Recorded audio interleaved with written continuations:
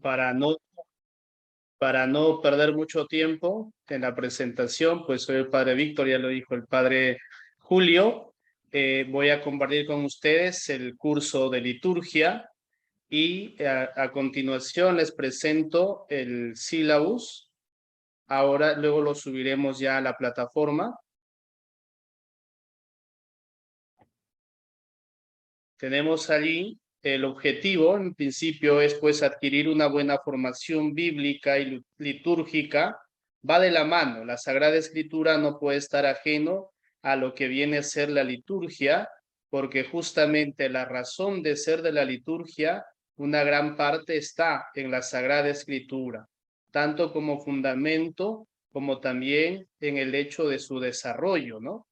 Entonces, el sentido y el propósito que vamos a tener es o vamos a intentar profundizar desde el sentido teológico, celebrativo y pastoral, porque es el espacio donde también vamos desarrollándonos, ya sea como agentes pastorales, catequistas o animadores de nuestras comunidades. Luego, reconocer la dignidad y la belleza de las celebraciones y de los lugares de culto. A veces podemos o nos hemos hecho muchas interrogantes cuando entramos a las capillas, a los templos o a la catedral, de por qué tiene tal o cual imagen, de por qué está ubicado de tal forma. Entonces, cada cosa y cada lugar tiene su razón de ser. Y procurar y hacer el esfuerzo del entendimiento de nuestra participación en todo lo que involucra la liturgia, ¿no? Porque es la razón de ser también de nosotros como cristianos y como pueblo de Dios a la cual participamos y pertenecemos. La metodología, pues como saben, es virtual. La exposición por mi parte, nuestras herramientas serán los PPTs, algunos documentos de la iglesia, no en su totalidad, algunos extractos que nos ayuden a profundizar o entender en alguno que otro tema que tengamos a desarrollar. Cuando pongo los libros litúrgicos van a ser más a modo de ejemplos, con algunas puntualizaciones, pero no en su totalidad. Como bien saben ustedes, pues tienen la accesibilidad al internet de la parroquia y de los que puedan tener algo mucho mejor en sus casas también. Se les podrá proporcionar algunos textos de base o de profundización del tema, y esto va a ir acompañado de la reflexión, tanto de ustedes en el ámbito personal como también en el ámbito grupal, ya que entiendo y sé que son varios de cada parroquia, ¿no? Y un grupo determinado. El temario, como pueden ver, es el siguiente. Son 8 lunes en los cuales vamos a procurar trabajar estos 8 temas. Definición, desarrollo histórico y teológico de la liturgia. Hay que saber qué significa liturgia, por qué la vamos a desarrollar, cuál es la razón de ser y cómo también esto ha evolucionado a lo largo de la historia. Como número 2, la liturgia en los documentos de la Iglesia. Número 3, la liturgia y la presencia de Dios y de Cristo en ella, ¿no? Luego la liturgia como acción celebrativa de la Iglesia. Luego la liturgia y la Iglesia, la celebración litúrgica. Vamos a ir viendo allí, definiendo algunos términos, algunas palabras que probablemente lo hemos escuchado, pero luego nos hemos quedado con ese interrogante, ¿no? ¿Qué es lo que significa? ¿Por qué se dice o por qué se hace tal o cual gesto? Luego el espacio, tiempo y el año litúrgico. Eso también lo vamos a desarrollar, y como término, diríamos esto en un sentido más aplicativo, la pastoral litúrgica de todos nosotros. La evaluación. Al terminar cada clase se dejará preguntas o algún material de trabajo, y en base a ese material pues estarán las preguntas.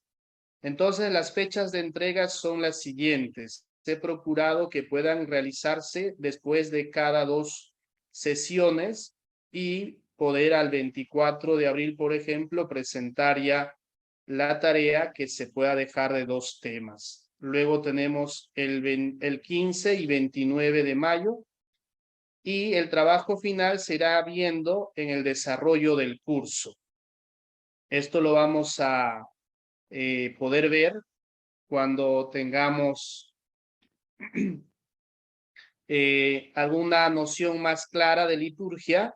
Entonces podemos determinar en base a un material, puede ser algún tema que ustedes elijan, y siempre con esta estructura, ¿no? Presentación, por qué elegí este tema, desarrollo del tema y la conclusión como un aporte personal con sustento desde la experiencia como agente pastoral. Es decir, ¿qué aporto yo desde lo que sé, desde lo que he aprendido y desde mi vivencia pastoral? Luego tenemos la fecha de entrega de este trabajo, será el 31 de mayo, y previa consulta de qué tema realizar. El examen final el 29 de mayo, y los criterios de evaluación pues ya ustedes lo conocen y saben cómo es al respecto. Bien, eso a grandes rasgos. Lo voy a colgar esto, como saben, en la plataforma del curso, y podrán verlo a mayor detalle sobre este punto. Ahora sí, sin mayor preámbulo, pasamos al tema como tal. Y ahora vamos a ver un ratito.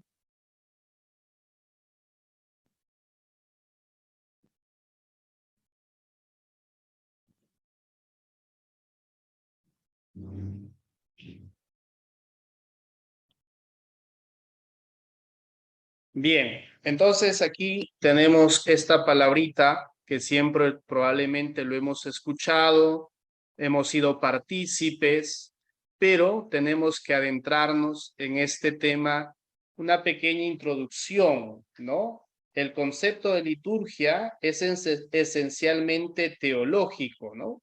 Que abarca también la dimensión expresiva y simbólica. Es decir, es la referencia en esa, diríamos, adoración o en ese culto a Dios, pero que también hay un componente importante de nosotros como respuesta, y lo hacemos tanto expresivo como simbólico. Por eso dice antropológico, ¿no? Desde nuestra razón de ser, como nosotros, personas creyentes, personas que somos partícipes también de la iglesia. ¿Cuál es la razón de ser de la liturgia? Pues se centra tanto en el acontecimiento salvífico, la liturgia como un misterio, como algo que está allí oculto, pero que nos puede ser más accesible y entendible hasta cierto punto desde el hecho expresivo y desde lo simbólico, tanto en objetos como en palabras, como también en gestos, ¿no? Entonces, como en la dimensión formal de la ritualidad cristiana, liturgia como acto, ¿no? Sin olvidar su finalidad en favor de los hombres, es decir, luego ir a la vida, que no se quede solo allí en la contemplación, en la admiración. Ahora, estos días que hemos vivido el Tríduo Pascual y la Pascua de Resurrección, pues seguramente cada uno en sus parroquias han ido llevando adelante la liturgia, ¿no? Acompañado y encabezado por sus párrocos desde el Jueves Santo o incluso desde el Domingo de Ramos. Cada uno de ustedes, bajo ese entusiasmo y bajo esas ganas, han dicho: Padre, yo participo en esto, Padre, yo en las lecturas, Padre, yo en esto, yo en tal y cual cosa. Pero si ello no nos ha dirigido y nos ha orientado hacia nuestro ser, es decir, que nos interpele también, que no solo sea el recuerdo por el recuerdo, sino ese memorial que también lo hagamos vida en nosotros, ¿no? Por eso dice, la finalidad es que en nuestra vida se exprese, en nuestra vida se realice, y desde nosotros también podamos ir anunciándolo y conociéndolo, ¿no? Por eso es importante que la liturgia tiene estos tres componentes, es decir, dirigido a Dios, por medio de los gestos, símbolos, y quienes hacen y expresan esos gestos y esos símbolos somos nosotros, las personas, y que en nuestra vida debe tener una mayor realización, una mayor profundización también, ¿no? Y de eso se trata, que nuestra celebración nos lleve a sentir y luego a vivir. Entonces, la palabra liturgia es etimológica, ¿no? Y los sentidos que se dan a este son varios. Tenemos que saber de dónde proviene esta palabrita liturgia, ¿no? No es algo así, pareciera rara, pero tiene un origen, tiene un principio, ¿no?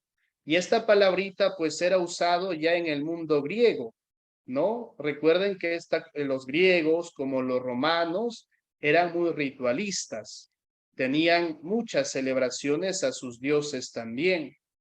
Entonces, esta palabra o este término liturgia procede del griego clásico. Como pueden ver ustedes allí, se hace la definición, se hace una separación para luego decir y referir a leos o laos, que es pueblo, popular, y ergon, que es obra. Entonces, si hacemos la composición, significará la obra del pueblo, ¿no? Y se usaba en un sentido, ¿no? Más, digamos así, general, sin punto específico, ¿no? Es decir, vamos a hacer una acción, pues algo que se podía ver, algo que se podía expresar, ¿no? No tenía, digamos, el uso de algún objeto, no se definía por un lugar tampoco, sino era la propia expresión del pueblo, ya sea una reunión, ya sea una aclamación, ya sea un gesto, pero que no daba a otro espacio, ¿no? Por eso dice para indicar el lugar o el destino popular o acción o de una iniciativa, independiente del modo como se asumía este. O sea, reitero, ¿no? No había objetos, no había lugar, solo era lo que el hombre en esa comunión o en ese conjunto podría hacer. Entonces, podríamos decir que la liturgia vino a designar un servicio o un acto público también. Y cuando éste afectaba, como reitero, a su culto ya de ellos, a sus dioses, ¿no? Ya tenía esta característica cultural, algo religioso, algo que podía ir determinando tanto el lugar como al objeto a quien se dirigía, ¿no?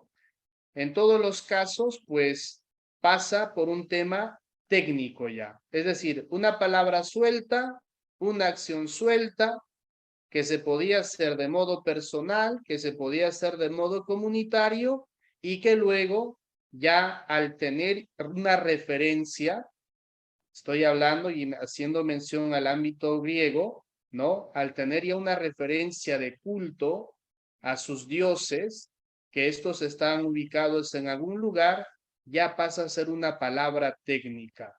Ya no solo es el uso por el uso, sino la palabra en definición a algo, ya sea lugar, ya sea objeto, ya sea sus dioses, ¿no? Y luego en el ámbito de la Biblia, también la palabra liturgia, el verbo leiturgeo y el sustantivo leuturgia se encuentran entre 100, 400 veces respectivamente en la versión de los 70. La versión de los 70, como sabemos, era la versión que usaban los judíos de la Sagrada Escritura, ¿no? Entonces allí había para designar el servicio de los sacerdotes y los levitas en el templo. Si nosotros hacemos mención a los libros del Pentateuco, sobre todo en el libro de Levítico, pues es un libro, diríamos así, de cultual, sacerdotal. Y ahí nos van a dar incluso algunas pautas de lo que era y cómo había que rendir culto a Dios, tanto desde los sacerdotes, desde aquellos que se acercaban, como también de todo el pueblo, ¿no? Es decir, la actitud para ir a ese culto, lo que había que llevar, cómo había que vestir también, y entonces había esa referencia, ¿no? Es decir, bajo esa influencia, entre comillas, del mundo griego, también los judíos van a tomar y lo van a plasmar en el texto. Entonces, esta terminología supone ya una interpretación distinguiendo entre el servicio del público para pasar al culto de todo el pueblo que debía dar a Dios, ¿no? Entonces ya se hace, ya no es a los dioses, no es a un solo Dios, ¿no? Y entonces los sacerdotes, los que estaban más cercanos a Dios, ¿no? Por la concepción y todo ello, pues veían cómo había que rendir culto a Dios, cómo había que dirigirse a Dios, cómo había que ir hacia Dios también, qué cosas se debían guardar, ¿no? Entre ellos está el ayuno, están también las formas para poder dirigirse a Dios y desde allí avanzar y hacer que esto vaya teniendo un mayor, diríamos, simbolismo y su característica también. Si hacemos así una revisión rapidísima, por poner solo un ejemplo, ya como acción de ustedes, revisar el libro de Levítico, van a poderse dar cuenta cómo hace esas pautas y esas definiciones, ¿no? Como le digo, en relación a lo que viene a ser el culto. Ahora también, como bien sabemos, el Nuevo Testamento fue escrito en griego, ¿no? O sea, una parte, y por eso dice que no aparece jamás como un sinónimo de culto cristiano, ¿no? Entonces, en el Nuevo Testamento no encontramos una palabra en referencia como tal al tema cristiano, es decir, no se usa esta palabra cultual. Sin embargo, podemos encontrar que sí era usado el tema, o sea, la palabra o el término liturgia para distintos espacios y en distintos sentidos también se tomaba, ¿no?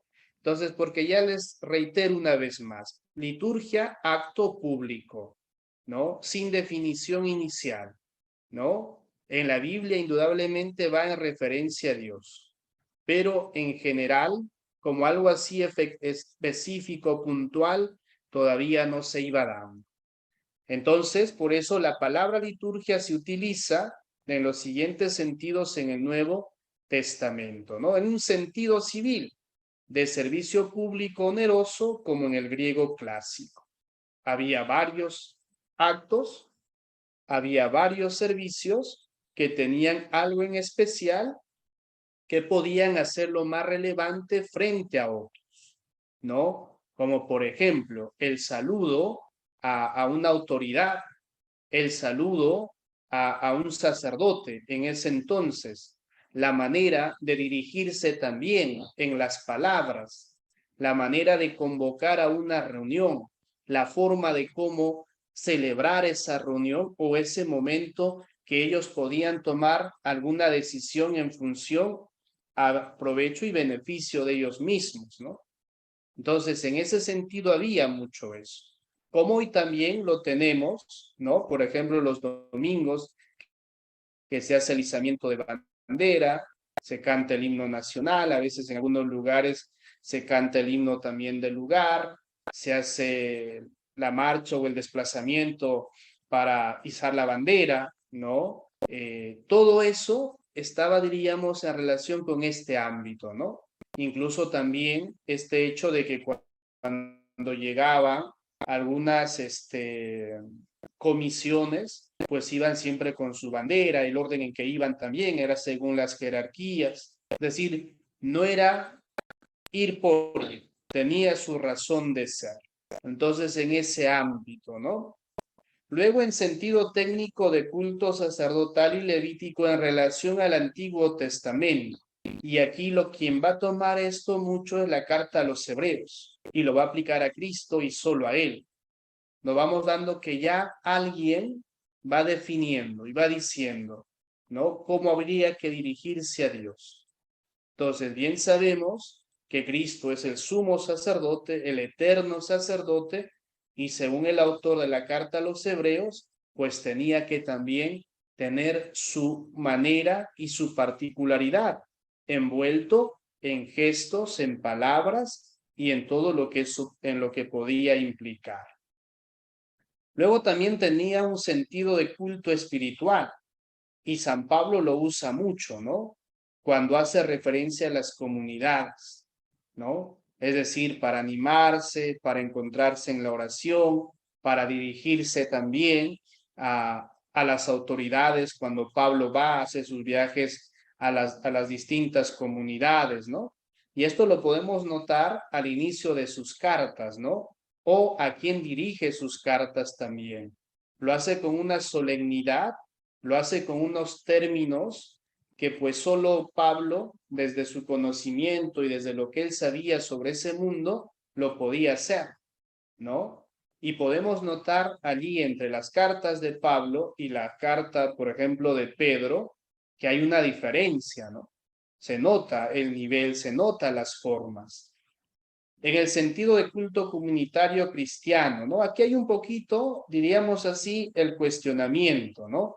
Para algunos biblistas y liturgistas se pone en cuestión sobre este hecho de los apóstoles, capítulo 3, versículo 2, ¿no? Que dice, mientras estaban celebrando el culto, ¿no? Y ayunando, dijo el Espíritu Santo, ¿no? Ya se ven dos cositas, ¿no? Por eso era la discusión para los entendidos en esta parte, si se hacía referencia exacta a la liturgia como tal o no, ¿no? Porque recuerden lo que dije al inicio, ¿no? No había exactamente esa definición de cristianos, ¿no? O sea, una definición de la liturgia en un sentido cristiano.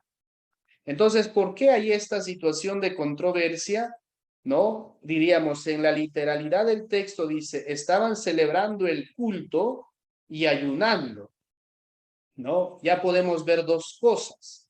Las celebraciones siempre eran públicas o eran en comunidad, no era ajena, no eran exentos, ¿no? Y el otro el ayuno, la actitud, ¿no? Uno es la comunidad, la celebración y el otro es el ayuno, la actitud, ¿no? Y qué bien está, dice, y dijo el Espíritu Santo, o sea, la presencia del Espíritu Santo. Por eso dice, es el único texto del Nuevo Testamento que la palabra liturgia puede tomarse en sentido ritual o celebrativo, ¿no? Ya vamos poniendo más acto público, ¿no? De un grupo de personas que se va definiendo, que se va entendiendo, pero que luego va tomando este sentido ritual y luego celebrativo, ¿no? Vamos viendo cómo va cambiando, cómo se va transformando aquello que era ajeno, se toma, pero se le va dando el matiz particular, el matiz propio, ¿no? Entonces, luego también esta palabra fue teniendo su evolución, ¿no? Tanto en su entendimiento, en su manera de captar y de ver también, ¿no? Por eso dice en los primeros escritores cristianos de origen judeo-cristiano, la palabra liturgia fue usada de nuevo en sentido del Antiguo Testamento, pero aplicada ya al culto de la Nueva Alianza. ¿Qué quiere decir esto? O sea, ¿cómo lo podemos entender? Recuerdan que hice mención y referencia a los sacerdotes y a los levitas, ¿no? Entonces, los judíos cristianos, es decir, los cristianos convertidos del judaísmo, indudablemente que tenían esa herencia. Había una riqueza propia de ellos, que iban a la sinagoga, iban al templo, hacían sus gestos, sus oraciones, como había estado escrito en el libro, en el Pentateuco, en la Torá, como ellos lo conocían.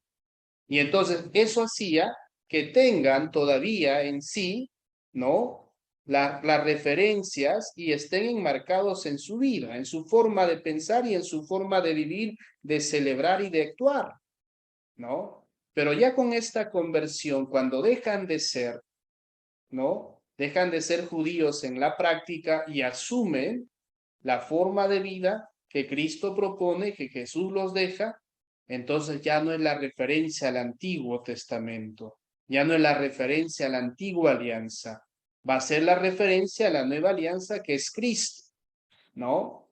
¿Y cuáles son los tres actos importantes que nos narra el Hecho de los Apóstoles cuando nos dice se reunían para la oración, para la fracción del pan y para el compartir de los bienes?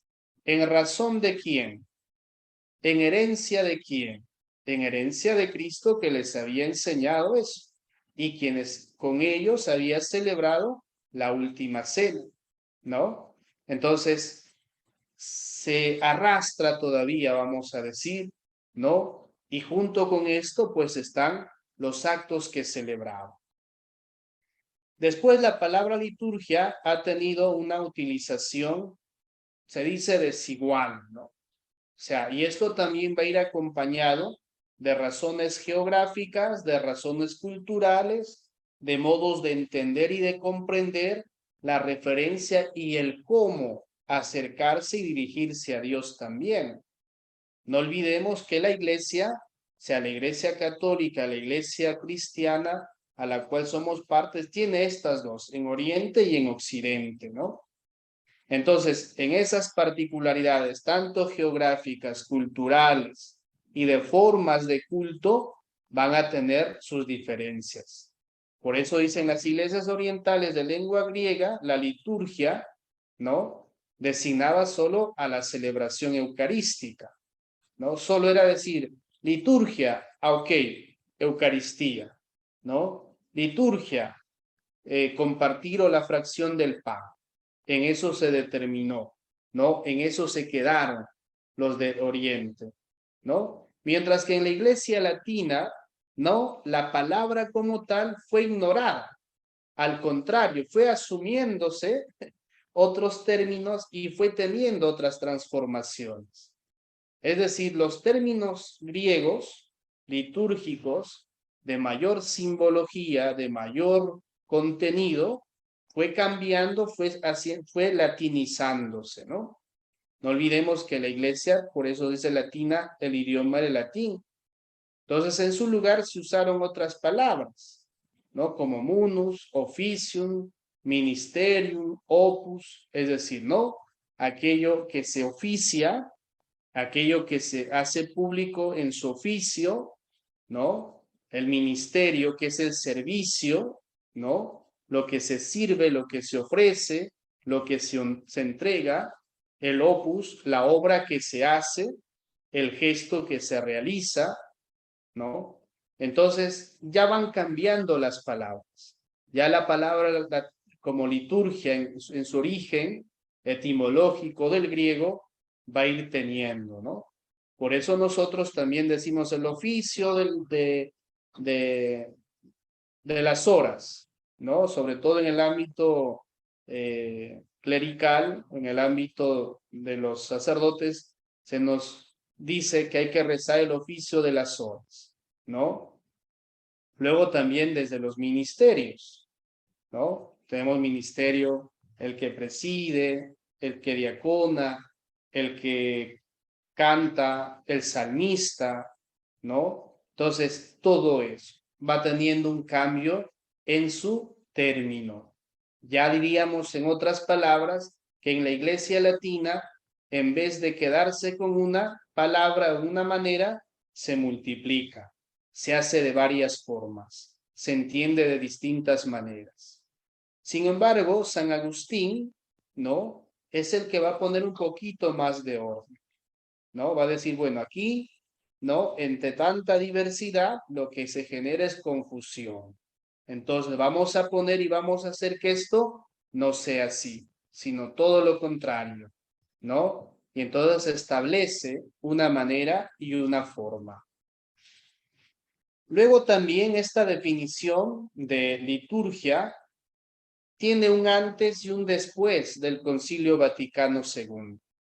Y esto podríamos decir que es lo más cercano para nosotros, ¿no? ¿Por qué más cercano? Porque se nos puede hacer más entendible, se nos puede hacer algo más que esté a nuestro alcance y en nuestro lenguaje, ¿no?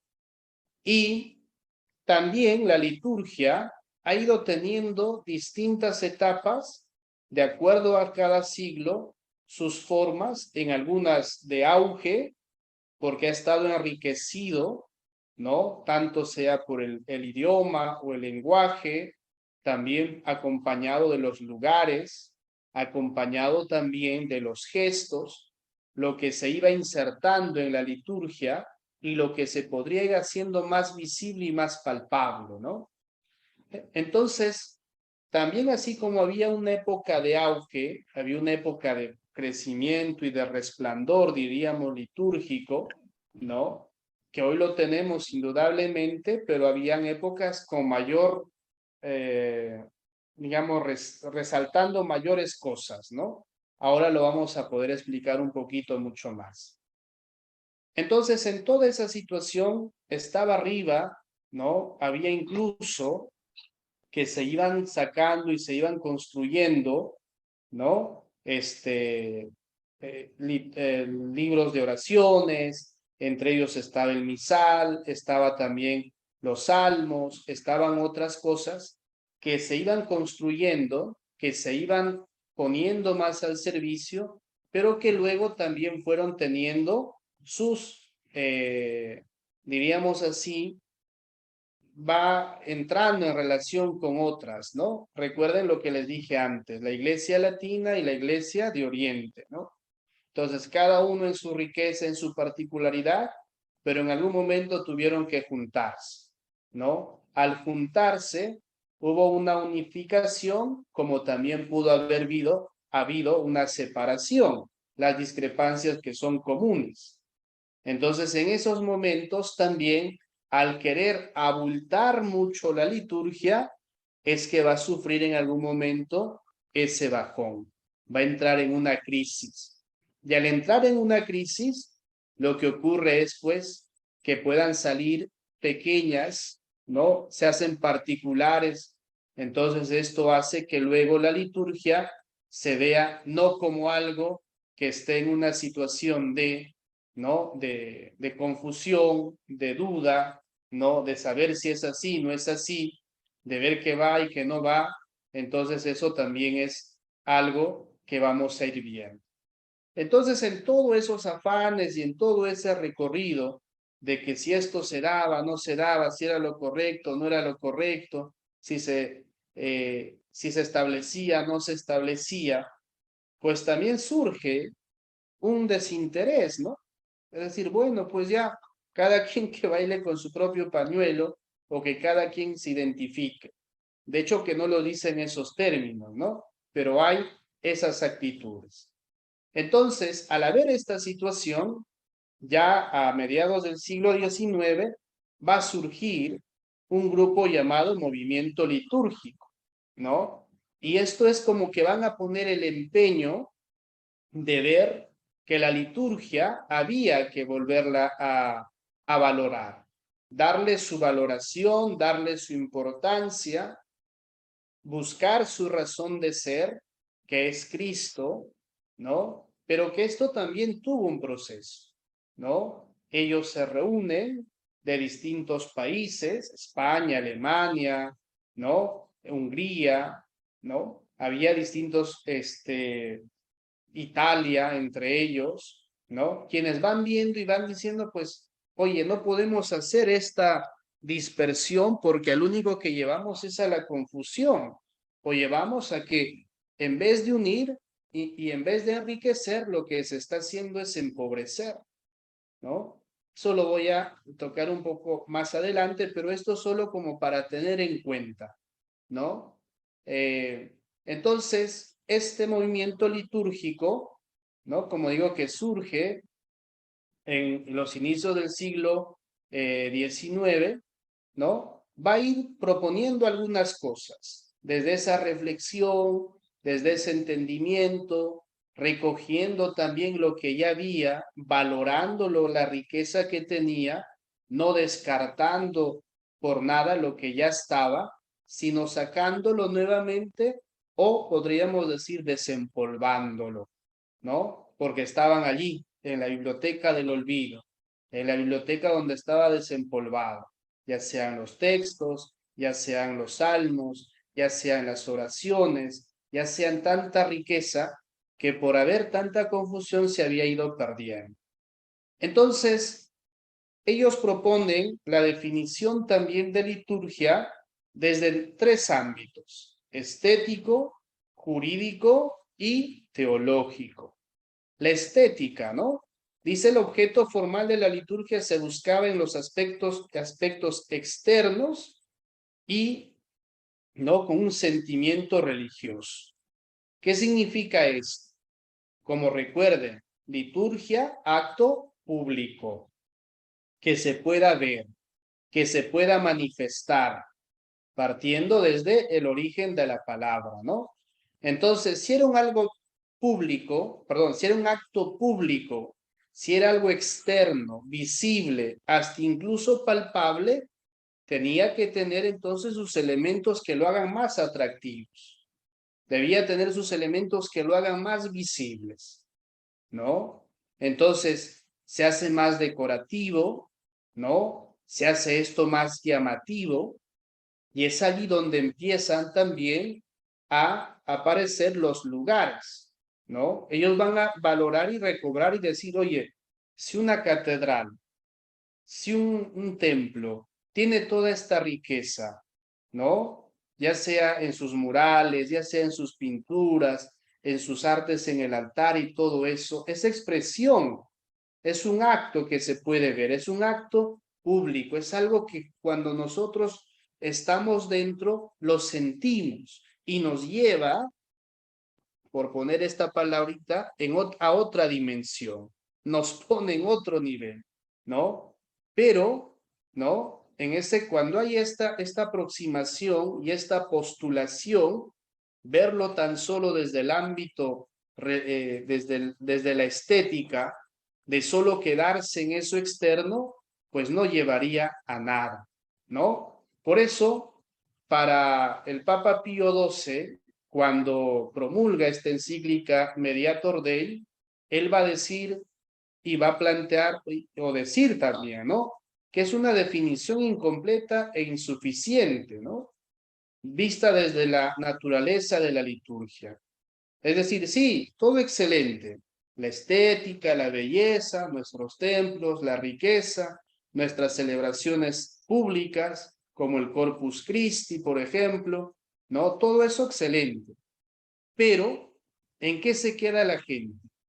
Solo en lo externo, solo en lo visible, y no se ve, ¿no? En lo que se lleve a la vida, que le diga algo a aquel que está participando o aquel que lo está proponiendo también, ¿no? Entonces, Papa Pío XII dice: no, está bien, sí, hasta cierto punto, pero no lo define todo, no es su razón de ser, ¿no?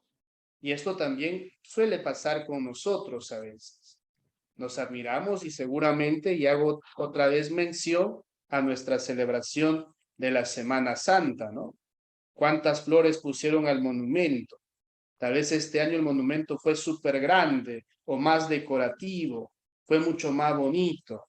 Se pudo tener incienso, se pudo haber acompañado de bonitos cantos solemnes, pero si todo eso solo queda en ello y no pasa y no nos, diríamos, llama a algo en particular y personal, no, y no nos refiere a la razón de ser, por eso dice aquí la naturaleza de la liturgia, que es dirigirse a Dios y dirigirse a Jesús, ¿no? O sea, si solo nos quedamos en eso externo, no es suficiente, no tiene su razón de ser, ¿no? ¿Con cuánto tiempo, por ejemplo, han ensayado sus cantos para la noche, la última cena, el Jueves Santo? Luego han practicado también para el Viernes Santo y para la vigilia, ni qué decir, ¿no? Tal vez han cantado los salmos, ¿no? Han cantado todo muy efusivo, muy bonito. Han decorado incluso mucho más el templo con algunas frases al ingreso o en el mismo altar, ¿no? Todo eso es parte de esto de lo estético, es parte de toda la belleza. Pero ¿qué es lo que a veces falta? Es la profundización. Falta eso, ¿no? Y entonces a esta primera forma de acercarse por parte de este movimiento litúrgico en la estética, se dice, pues sí, pero falta algo, ¿no? Sí, pero hay que todavía ir puliéndolo más, si se quiere decir así. Luego también está la postulación desde el ámbito jurídico, ¿no? La liturgia era presentada como el culto público de la iglesia y que estaba regulado por su autoridad. ¿Y quién era la autoridad? Pues era el Papa, ¿no? ¿No? Entonces, también aquí hago mención que ya se va a crear para este entonces lo que se suele decir hoy por hoy como tenemos, no recuerdo ahorita bien el término, pero es para el culto divino, ¿no? O sea, el dicasterio creo que es, ¿no? Entonces, esta autoridad ya diríamos así, promulgada por el Papa, establecida dentro de la iglesia, va a ser quien va a cuidar, ¿no? Las formas de celebrar, los lugares donde celebrar, las fechas de celebración y quiénes son, digamos así, los indicados a celebrar o a presidir también. De hecho, que de la celebración participamos todos. Bien, entonces en esta definición se identificaba la liturgia con el acto litúrgico y las rúbricas, ¿no? Que regulan el ejercicio del culto. Es decir, mucha norma, ¿no? Pero falta también el misterio, ¿no? Ustedes podemos notar y comprobar en toda celebración eucarística, ¿no? Como en todos los actos de fe, cómo nosotros, en general, nuestra participación, tanto desde el que está en el pueblo como aquel que está presidiendo la celebración, ¿no? Entonces, qué lecturas van, cómo hay que leer, ¿no? Qué lecturas están establecidas. Se cuidaba mucho la parte jurídica, es decir, que se cumpla lo que estaba prescrito, el cómo celebrarlo, el cómo vivirlo, ¿no? Esto, si bien es cierto, ayudó, pero también hizo que el pueblo se distanciara porque todo esto estaba cargado y estaba en relación al celebrante, ¿no? A los ministros, sobre todo a los sacerdotes. Entonces se preguntaban y decían, ¿y cuál es mi participación como pueblo? ¿No? ¿Qué es lo que más, qué es lo que también puedo hacer yo? ¿No? No solo es el hecho de que vaya y me sienta o me pare y esté allí, ¿no? O sea, ¿cuál es mi participación? Entonces es allí donde va sintiendo también esa ausencia de la participación del pueblo, va viendo ese hecho de que el pueblo se va retrayendo y lo único que es a veces estar por estar, pero sin entrar y sin entender lo que se celebraba, ¿no? Había muchas normas, había muchas rúbricas, como dice aquí, pero no llevaba ni conducía a una participación comunitaria, ¿no? Había esos distanciamientos. Si por aquí en el grupo hay algunas personas mayores, podrán recordar incluso que todavía, por poner un solo ejemplo, ¿no? Antes había como una especie de separación entre el altar y, o el presbiterio y las naves, el templo donde participaba el pueblo. Entonces eso también tenía su razón de ser. No era porque solo se podía ver bonito, tenía un sentido también. Y a veces eso estaba dirigido y estaba establecido, ¿no? Bajo una norma, bajo algo que se establece. De hecho que hoy también lo hay, ¿no? De hecho que hoy también lo hay, sino que se hace ya pensando, vamos a decir, en ambas partes, ¿no? En el pueblo y en los ministros que lo van a celebran o presiden. Y entonces hay una mayor participación. Entonces dice, en realidad la confusión procedía de una división igualmente incómoda, ¿no? La iglesia es contemplada como sociedad perfecta obligada a dar a Dios culto público, ¿no? Es decir, tengo que hacer porque tienes que hacerlo porque tienes que hacerlo, porque así está establecido, ¿no? Y a veces no había ni siquiera una razón o una referencia, sino tan solo decir así se hace y así se cumple, ¿no? Entonces esto también no convencía mucho. Entonces el Papa Pío XII dice, no, o sea, sigue faltando algo, no podemos quedarnos en eso nada más, que lo hace fría también lo que se va celebrando. No ayuda mucho a encontrarnos, sino nos va a llevar a la razón de ser o a quien corresponde como tal, ¿no? Entonces, aquí viene ya también un acercamiento desde una definición teológica, ¿no? La liturgia como el culto de la iglesia, pero limitaban todo esto tan solo a los ministros ordenados, ¿no? O sea, dice, sí, como iglesia celebramos, como iglesia oramos, como iglesia nos reunimos, pero no, son ellos los que están al frente, son los ministros ordenados, ¿no? Pero entonces, algunas definiciones partían también de la misma idea, ¿no? Trataron de llegar al núcleo de la liturgia cristiana. Entonces aquí hay un tema ya algún acercamiento al misterio de Cristo y de la iglesia en su expresión cultural, ¿no? Es decir, nos acercamos para celebrarlo, nos vamos a dirigir por medio de ello a Cristo y en consecuencia a Dios, ¿no? Entonces ya va encontrando algo de forma, ya va dándose algunas pautas. Y el Papa Pío XII, con esta encíclica Mediator Dei, va a hacer una reflexión, va a hacer también un recuento breve histórico y nos va a ir dando algunas luces, ¿no? Entonces, ¿fruto de qué? Fruto de la iniciativa, fruto del interés de este movimiento litúrgico que quiso recobrar, ¿no? Que quiso entender y que quiso darle la importancia a la liturgia como tal. ¿Qué es lo que se había conseguido a lo largo desde los inicios del cristianismo hasta el siglo XIX? Había una acumulación de riquezas, de cosas buenas, de cosas excelentes dentro de la liturgia, pero que también iba habiendo esas variantes. Y al haber esas variantes, como digo una vez más, empieza a generarse las confusiones.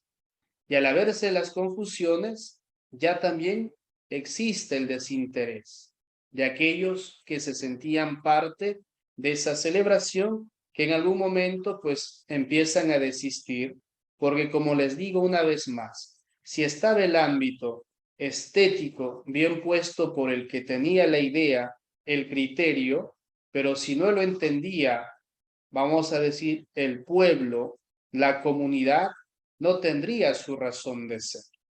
Lo mismo pasa con el tema de las rúbricas, de las normas, ¿no? Si solo se ponen, pero no se explican ni se entiende, entonces va a quedar y puede haber la actitud de decir, pues no me compromete, ¿no? No me dice a mí nada. No estoy obligado a cumplirlas. Tampoco estoy obligado a celebrarlas, si se quiere en ese punto, ¿no? Entonces, y eso es lo que vemos también hoy, lo podemos constatar. Cuando hemos estado celebrando los distintos momentos dentro del triduo pascual, había mucha gente que estaba, porque es a veces la costumbre, pero luego cuando haces las preguntas, ¿no? Como que nos quedamos al aire, ¿no? Como que nos quedamos allí y decimos, ¿y por qué se hizo? ¿Y por qué esto, no? A modo de anécdota, el Jueves Santo, yo fui a celebrar a una comunidad y justo cuando ya estábamos saliendo, se acercaron tres alumnitos de un colegio X y me dicen, pastor, buenas noches, ¿no? Le podemos hacer unas entrevistas sobre Semana Santa, ¿no? Y yo le decía, no soy pastor, soy el padre Víctor. Ah, ya, señor pastor, buenas noches. Pero fíjense, ¿no? O sea, hay eso que ya se va confundiendo, ¿entiendes? O sea, es decir, ¿por qué ustedes celebran? ¿O por qué ustedes hacen esto, ¿no? Entonces, cuando no le damos ese contenido, o sea, es decir, la razón del por qué, entonces va a quedar siempre en el aire. Y esto seguramente les ha pasado a más de uno en el caso de ustedes también. ¿De dónde surge esa palabrita liturgia? ¿Cómo es que hoy lo podemos entender? ¿No? Entonces allí podemos hoy por hoy tener ya la definición, ¿no? Y decir que liturgia es acto público en sus inicios, pero luego va sumando, si va teniendo ya algo más, va, diríamos, enriqueciéndose, pero su contenido se hace mucho más especial. Entonces, fíjense, de todo lo que se había ido haciendo mención, de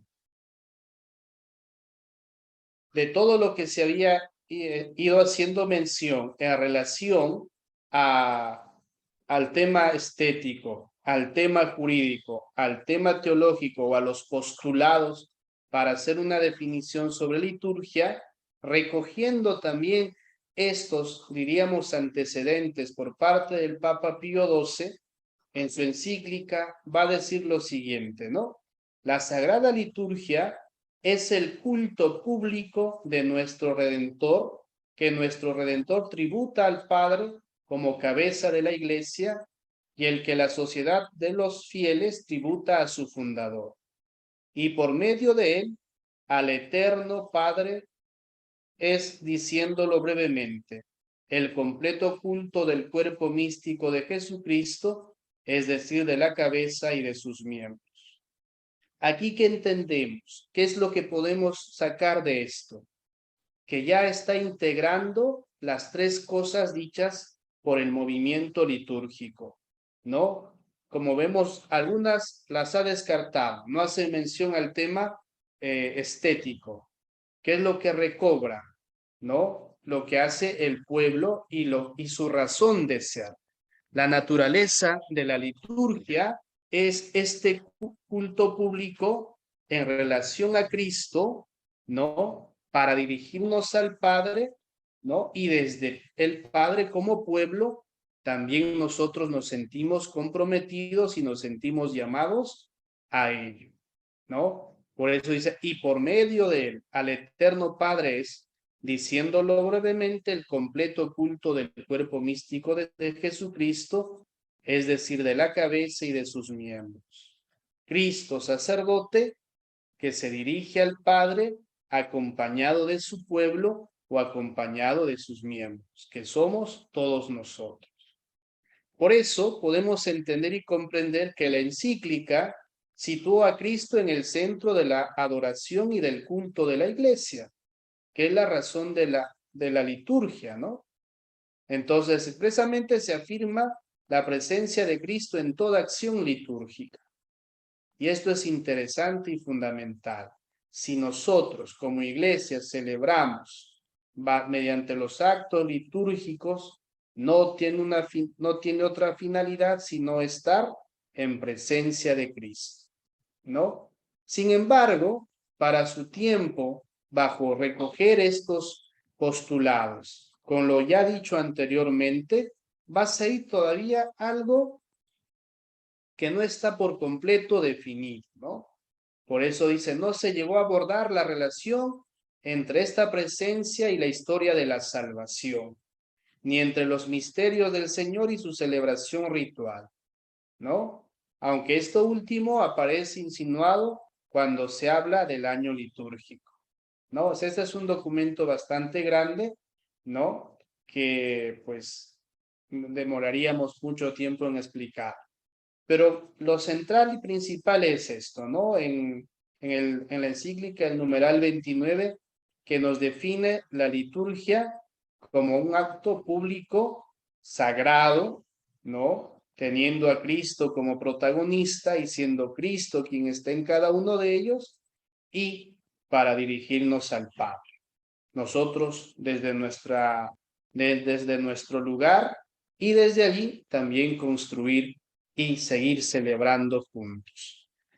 ¿Qué faltó para ese entonces algo más. De hecho que sí, que faltó.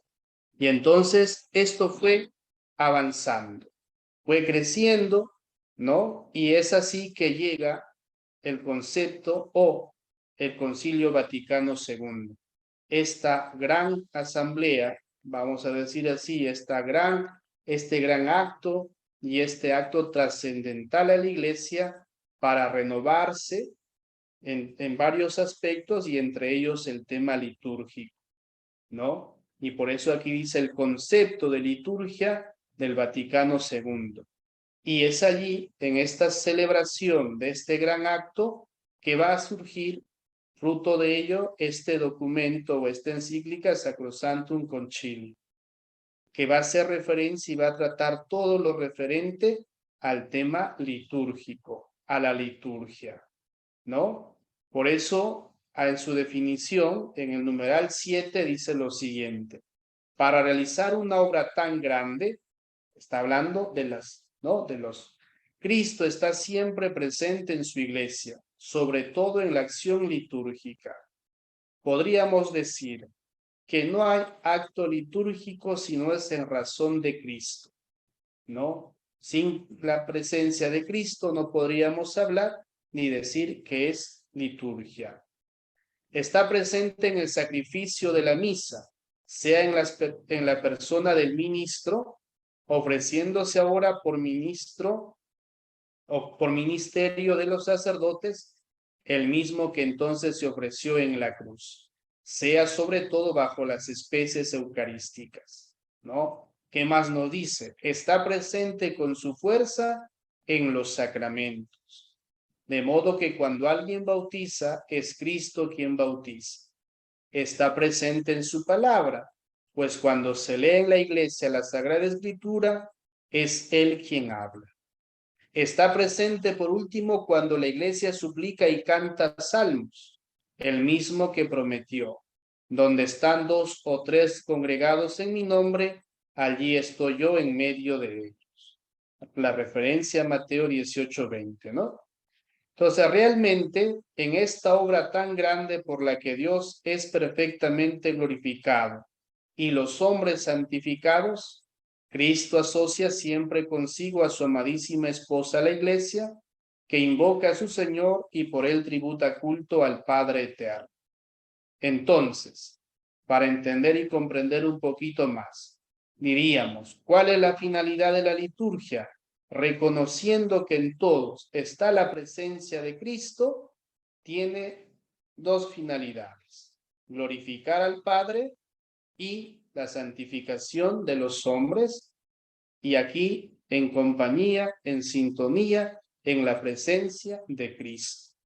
Él es quien nos congrega, en razón de Él nos congregamos, y en razón de Él celebramos, y en razón de Él también llega esa santificación a nuestra vida, ¿no? Y en cada acto litúrgico, en cada acto celebrativo, nos estamos cada vez más santificando, ¿no? Puede ser uno, diríamos, más solemne que el otro. La razón de ser es que Cristo está presente en toda celebración, que Cristo está presente en todo ello. ¿Qué podemos decir de la afirmación que hemos leído en el panel anterior? Lo siguiente, ¿no? ¿Qué podemos resaltar de este momento de Sacrosanto en Concilio? Podemos resaltar lo siguiente: la liturgia es obra de Cristo total, de Cristo primariamente y de la Iglesia por asociación, ¿no? Estamos aquí, diríamos, interpretando lo que nos ha dicho en Sacrosantum Concilium número 7, ¿no? La liturgia tiene una finalidad, sí, la santificación del hombre o de los hombres y el culto al Padre, lo que les había dicho hace unos momentitos, ¿no? De modo que el sacerdocio de Cristo se realiza en dos aspectos, es decir, dirigido al Padre y nuestra santificación. Esa es la finalidad. Entonces, ya no es la reunión solo pública porque es pública, sino que tiene este matiz. Y entonces, Sacrosantum Concilium es quien sí recoge estos tres elementos importantes, lo que decía al inicio, ¿no? Es decir, el acto público que va acompañado de signos y de gestos, y en esos podemos reconocer la presencia de Cristo, la gracia de Cristo en nosotros, para desde ello dirigirnos al Padre. La liturgia pertenece a todo el pueblo de Dios, que en virtud del bautismo es sacerdocio real con el derecho y el deber de participar en las acciones litúrgicas. Es decir, es derecho nuestro, pero al mismo tiempo un deber, la participación.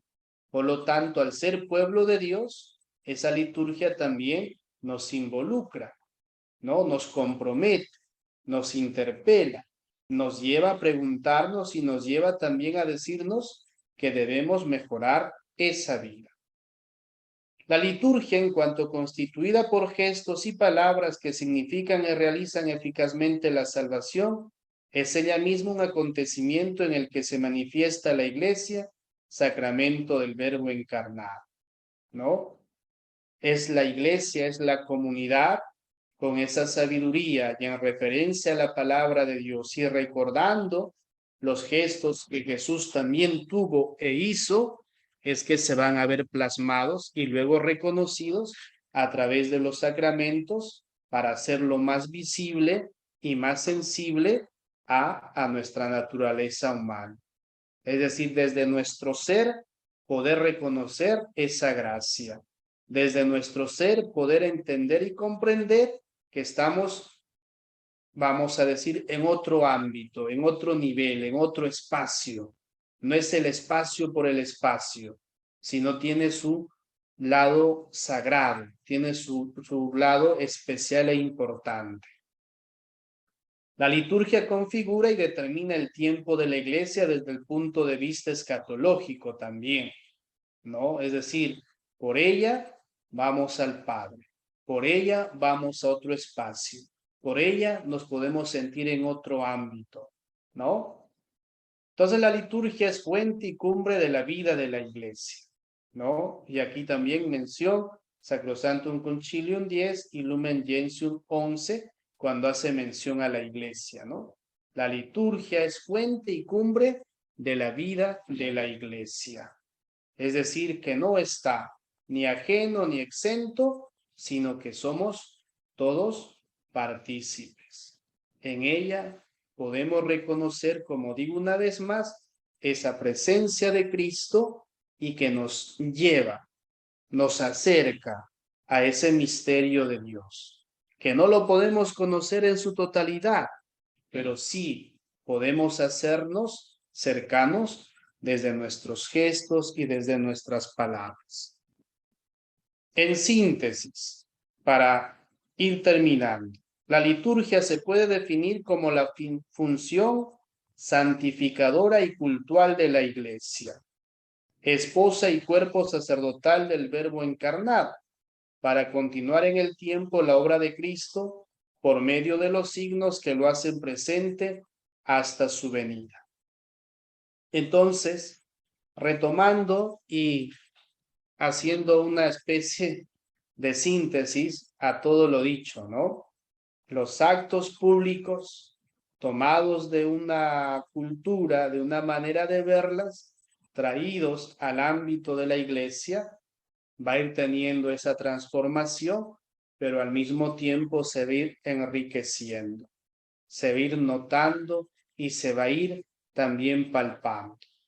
Entre estos cambios y entre estos enriquecimientos, ¿no? Que tal vez la época más larga que tuvo el espacio de la liturgia fue en el siglo, en la Edad Media.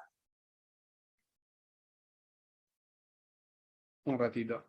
En la Edad Media, ¿no? Vamos viendo que luego va tomando su fuerza, va tomando su razón de ser. Y desde allí también nos va a ir acercando, ¿no? Entonces, en el Concilio Vaticano II se van a hacer varias reformas, se van a enriquecer mucho más, y entre una de ellas es, por ejemplo, que la liturgia se celebre desde el idioma propio de cada lugar, ¿no? Desde el siglo XV, desde el siglo XVI en adelante, hasta el concilio, pues todas las celebraciones litúrgicas eran en latín, ¿no? Por eso es lo que les decía, había un distanciamiento por parte del pueblo. El que lo entendía y el que lo comprendía era indudablemente, pues, el ministro o los ministros, quienes tenían la formación, quienes tenían todo el bagaje teológico, pero el pueblo no. No, o sea, el pueblo participaba porque estaba desde su fe, pero no le decía mucho más, ¿no? Entonces esto también indudablemente llamaba a ese hecho de preguntarse y de decirse, pues, estoy aquí, pero ¿qué más? ¿Qué más me dice, no? ¿Qué más me manifiesta, no? Entonces, ese